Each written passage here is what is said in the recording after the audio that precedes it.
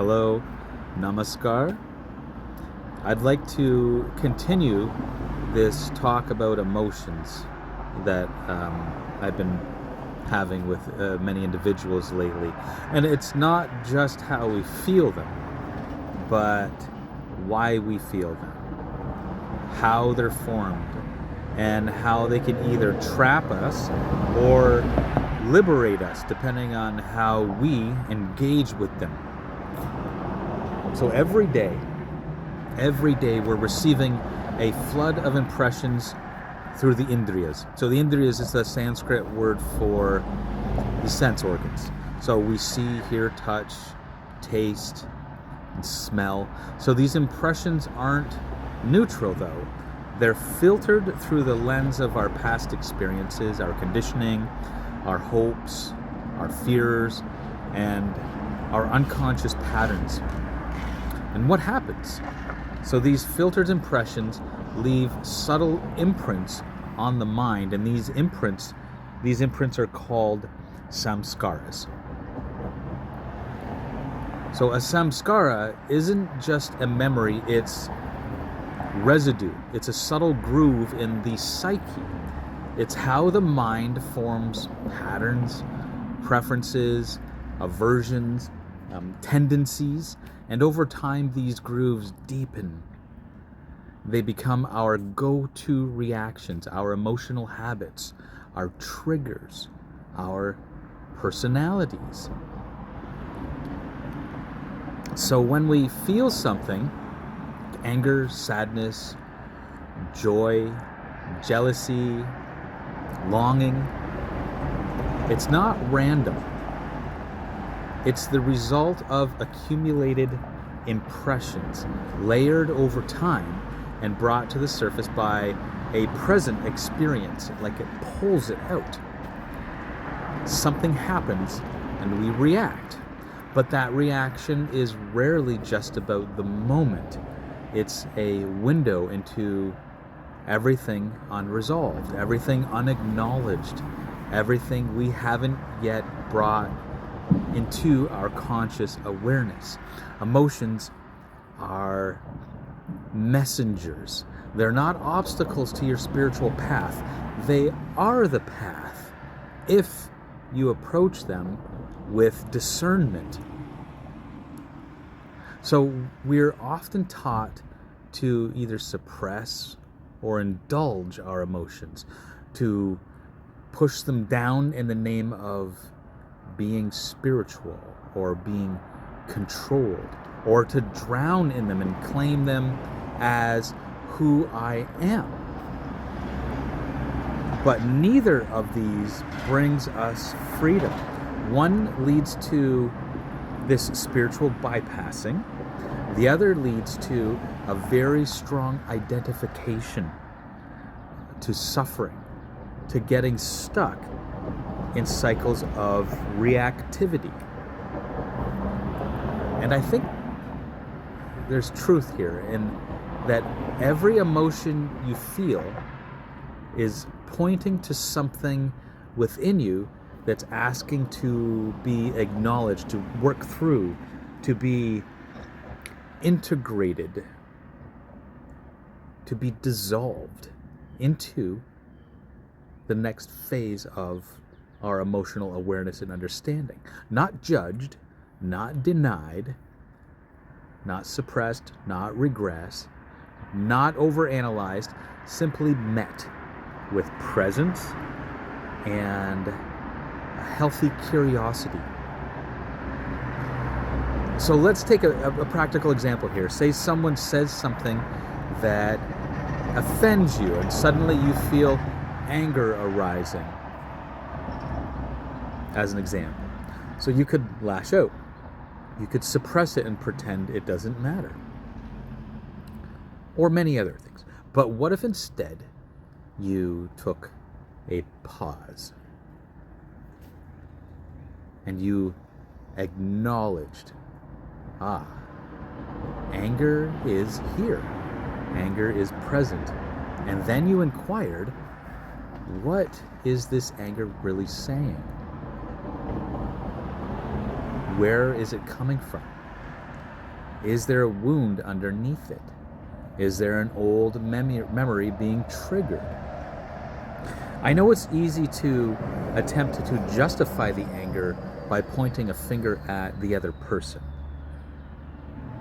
But that's just placing blame and not taking accountability. And when we take accountability here, by asking ourselves these questions, where does this anger come from within myself? Why am I triggered? Not because of you, not because of them, not because of that.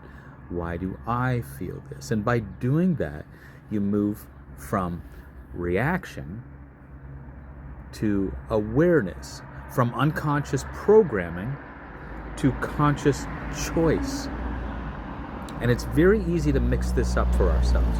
It's very easy to say, I'm offended because of how they acted. I don't agree with how they're acting, so I am going to be offended. And to me, being offended shows me that my values are aligned with something which I agree with. But that's not necessarily the case. This is still a projection of our emotional states, which are triggered within ourselves, onto something else. They're not taking accountability. We're justifying projecting onto another. So this doesn't mean that we become emotionless, right? We don't become emotionless here. The goal is not to be a blank slate. The goal is to become infinitely expansive, to hold every emotion, every experience, every part of your human story within a vast space of awareness that is not bound by any of it. We are not limited constructs. Here's the key with this. When you cling to an emotion, when you hold on to it, when you identify with it, you limit yourself to the boundaries of that state. You say, I am angry, I am broken, I am anxious. And with that identification, a sense of this character is born, an identity is formed, and then, almost without realizing it, we begin to shape our entire personality around those emotional scripts. And we feel justified with it because the clinging, we don't even recognize we're clinging to it. It's a very difficult process for some to recognize that they are clinging. They say, this is who I am. This is my personality. And we gather experiences to reinforce that. We repeat narratives to solidify it. And we suffer. But you are not your emotional states. You are not your trauma. You are not even your healing journey. You are something much more vast, more subtle, more luminous. You are that which is aware of these emotional states. You are that which can witness joy and sorrow, rage and peace without getting caught in those waves. You are consciousness itself, love itself, bliss itself, existence itself, pure, undivided, and unconditioned. In Sanskrit, we call this Sat Chit Ananda, existence, consciousness, bliss. That is your nature.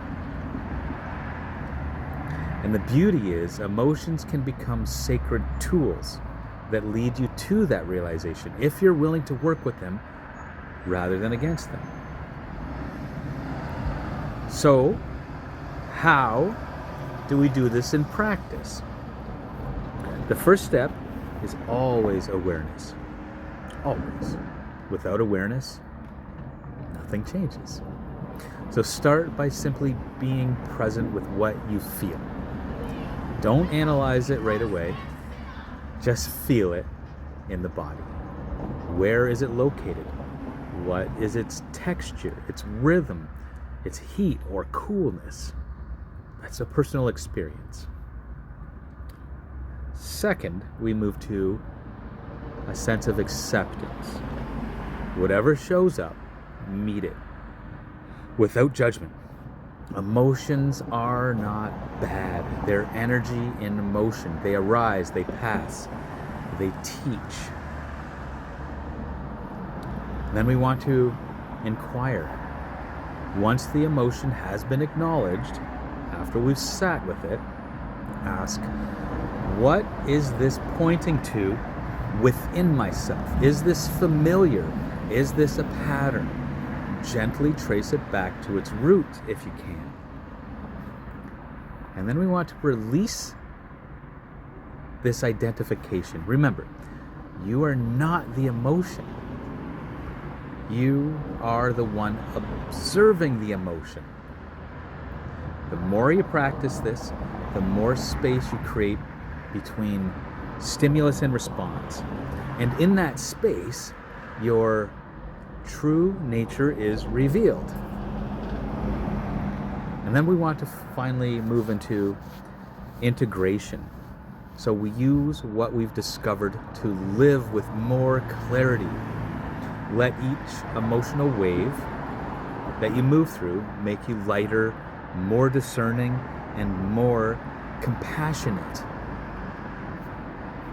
Because the more you do this, the more those deep-rooted samskaras begin to lose their grip on you. So their hold on your psyche starts to loosen, and new impressions come about. And those are formed through conscious living, not through the repetition of behavior and patterns. They start to replace the old grooves. And over time, you don't just feel more peaceful, you are peace itself. And this is because you're no longer at war with yourself or others. Freedom doesn't mean never feeling again. It means being able to feel everything and still remain untouched in the depth of your being. Just to simply observe. Be the observer. In Sanskrit, we call this Atman. It means living from a place where no emotion defines you, no story binds you, and no identity limits you. And that's the true goal of this inner path here, not to transcend humanity, but to fully embody it with wisdom, presence, and expansive love. You are not your emotions, but your emotions, if held with discernment, can lead you home. Namaskar.